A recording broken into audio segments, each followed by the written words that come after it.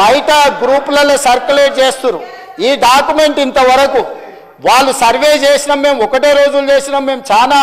పొడి చేసినాం చింపేసినాం లేనోడు లేనట్టే ఉన్నోడు ఉండాల్సిందే అని ఆ రోజు ఎంతో హడావిడి చేశారు తెలంగాణ మొత్తం బంద్ అన్నారు అధ్యక్ష 7 గంటల నుంచి 7 గంటలు 12 గంటలు చేసినామన్నారు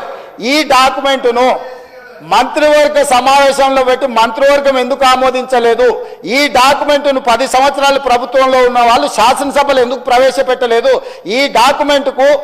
లీగల్గా ఇదే ఒకవేళ అయితే ఎందుకు ఈ ప్రభుత్వం ఈ నివేదికను బయట పెట్టలేదు అధ్యక్ష ఒక కుటుంబం ఎందుకు దాచిపెట్టుకున్నది డాక్యుమెంట్ను అంటే ఒక కుటుంబం కోసం సమగ్ర కుటుంబ సర్వే చేసి ఆ కుటుంబం రాజకీయ ప్రయోజనానికి వాళ్ళు పెట్టుకున్నారు ప్రజల కోసం మేము చెయ్యాలని ఈరోజు ఇంటింటికి వెళ్ళి ప్రతి 150 కుటుంబాలను గుర్తించి ప్రతి 150 కుటుంబాలకు ఒక ఎన్యూమరేటర్ను పెట్టి రోజుకు 8 నుంచి 10 కుటుంబాలే ఒక్క రోజులో చేయమనలేదు అధ్యక్ష 50 రోజులు నిరంతర ప్రక్రియ చేసి 50 రోజుల తరువాత 100% పారదర్శకంగా ఈరోజు